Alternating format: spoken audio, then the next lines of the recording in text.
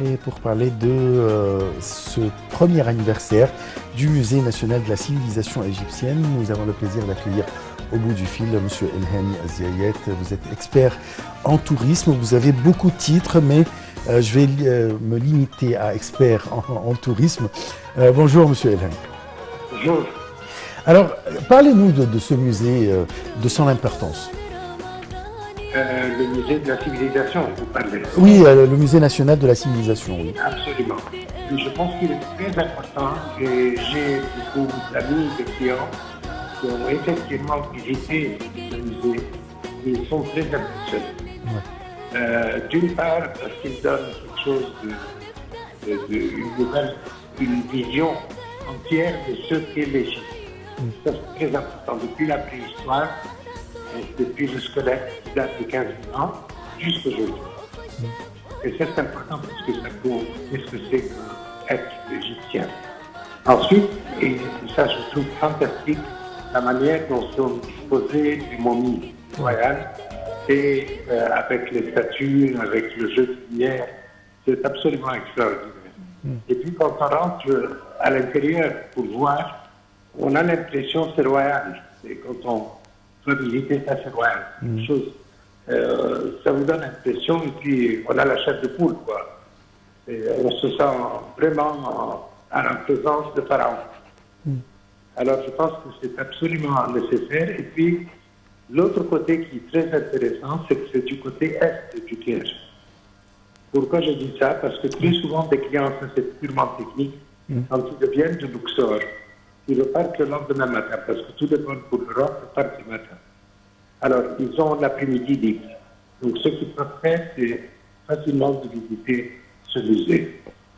Et bien sûr, plus tard, avec les jardins qui seront plantés de 5 ans, 7 ans entre le musée et Méadi, ça va faire une très grande différence et on pourrait passer une journée entière. Parce qu'il y a le Caire aussi. Monsieur Elhami Zayed, nous avons entendu on a appris qu'il y aurait une salle qui sera inaugurée très prochainement pour tout ce qui est artisanat, tissage, pour tout ce qui est toile tissée. Et ces pièces vont provenir des différentes régions de l'Égypte. Alors, qu'est-ce qui sera exposé en fait? Alors, ça, c'est vraiment du côté artisanal. Il y a la broderie, il y a tout ce que les femmes peuvent produire. Vous savez, le tissage, la broderie. Et il y a beaucoup de modèles de colliers, comment on appelle les joyaux que les femmes portent, de faux bijoux. Alors, tout ça peut être exposé là. Et c'est très intéressant parce que les gens aiment savoir aussi ce que l'Égypte a à offrir et que ce n'est pas un pays qui est limité au Caire, à Luxor, à Assouan. Il y a d'autres régions dans l'Égypte. Et ces régions ont leurs particularités. Et ça, c'est très important à connaître. Quand on parle de la France, on dit le Limousin, ou la côte sud, ou la côte ouest. Et c'est la même chose pour l'Égypte. Il y a différentes approches, différentes attitudes, différentes civilisations, si on veut le dire. Parfait. Voilà un an que ce musée a été inauguré. Et on sait très bien que le monde quand même souffre de beaucoup de problèmes comme la pandémie du coronavirus. Aujourd'hui, c'est la crise russo, ou bien le conflit russo-ukrainien. Est-ce que on a pu faire vraiment la publicité pour ce musée à l'étranger? Il y a des réservations ou bien des programmes touristiques qui incluent ce musée? Oui. Alors, ce qu'il y a d'intéressant, laissons à part les Russes et les Ukrainiens, parce que de toute façon, Russes et Ukrainiens ne font que rarement le côté Caire. C'est vrai. Ils ne vont pas à Tiwa non plus, ils ne font que la mer Rouge. Donc là, de ce côté, ça n'a pas un grand impact.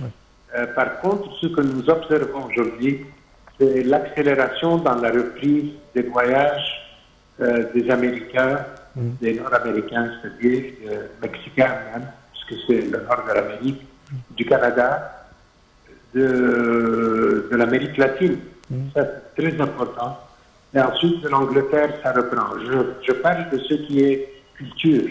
Oui. Alors, ça, c'est ce qui rapporte le plus à l'Égypte. Oui. Parce que quelqu'un qui dépense 50 euros, même 50 euros par jour, c'est pas ça en Égypte. Et alors, tout ce qui est culturel, ils dépensent beaucoup plus parce qu'ils font les tours dans la journée ou dans l'après-midi et la soirée, ils ont libre. Donc, soit ils sortent, soit ils vont faire des achats. Et ça, c'est très lucratif pour l'économie égyptienne. Oui. Alors, non. De toute façon, on peut dire qu'aujourd'hui, il y a une accélération lente, mais il existe. Et les revenus sont de loin supérieurs à ce qu'on peut achever du côté de la mer Rouge. D'accord. Bien sûr, nous devons profiter de votre présence avec nous pour vous poser une question concernant le grand musée du Caire, dont l'inauguration a été ajournée à plusieurs reprises compte tenu de la pandémie. Où en sommes-nous quant aux travaux de construction et à l'inauguration probable? Écoutez, les travaux de construction sont pratiquement terminés.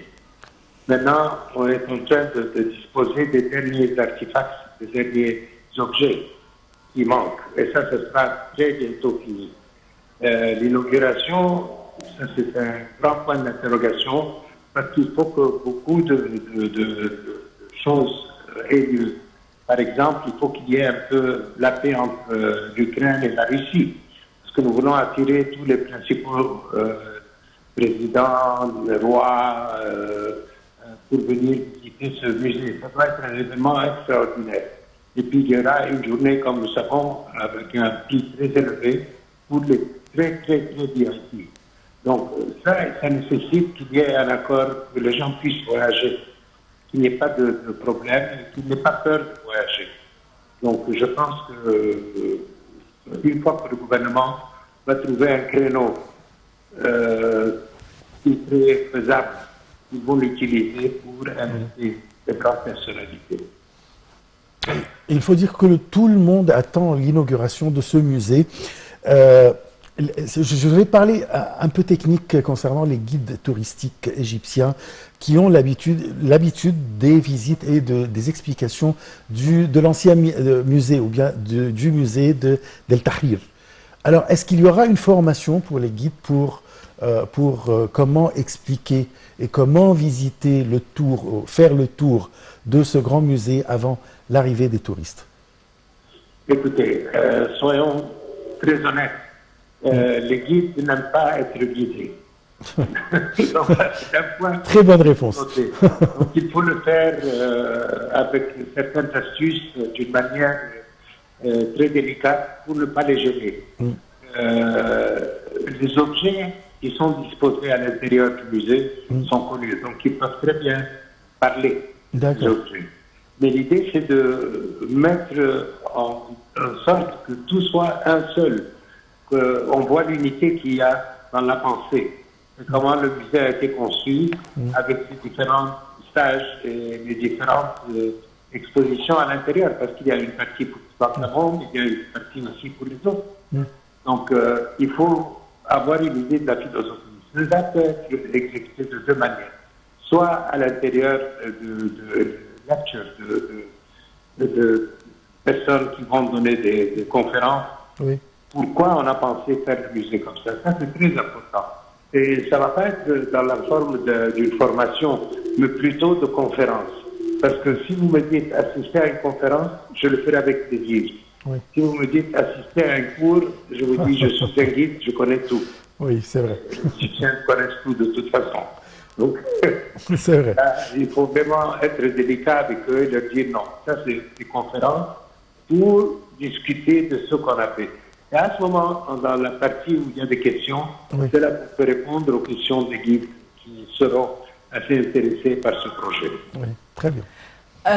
Où en sommes-nous quant au mouvement touristique? Évidemment, il y a une guerre qui se déroule quelque part au monde et comme nous le savons, Hurghada tout précisément était pleine de Russes. Donc dans quelle mesure la situation actuelle a affecté le tourisme en Égypte? Écoutez, elle a affecté en principe le tourisme balnéaire. c'est-à-dire surtout de la mer Rouge. Parce que le tourisme de la Méditerranée, c'est-à-dire les Italiens en principe, ça n'a pas été touché. Donc ils reviennent, ils sont en nombre, même pour le nord de la Méditerranée. Par contre, bien sûr, Charme est beaucoup plus affecté qu'Hurghada, mais d'un autre côté, nous voyons une reprise du tourisme culturel. Et ça, c'est très, très valable. Et en plus, ce que j'ai appris du ministère du Tourisme, c'est qu'ils vont très bientôt ouvrir le tourisme du Sahara, du désert. Alors là aussi, ça ouvre un écran très important, parce que ça, c'est un tourisme cher aussi. C'est pas un tourisme bon marché. Donc, on a un équilibre assez intéressant sur le plan prix. Il y a une perte de nombre, mais il y a un regain de prix. Donc, la moyenne existera, et si elle n'augmentera pas, la moyenne des dépenses à l'intérieur de l'Égypte. Donc, je crois que dans l'avenir prochain, il y a une reprise assez importante. Et même si les gens normaux ne vont pas le sentir parce qu'ils ne peuvent pas comparer les prix, mais nous, en tant que professionnels, nous connaissons la différence de ce qui est pris vis-à-vis de ce qui est non. Parfait. Je vous remercie beaucoup, Monsieur Elhami El-Zayed. Je rappelle que vous êtes expert en tourisme et je te remercie.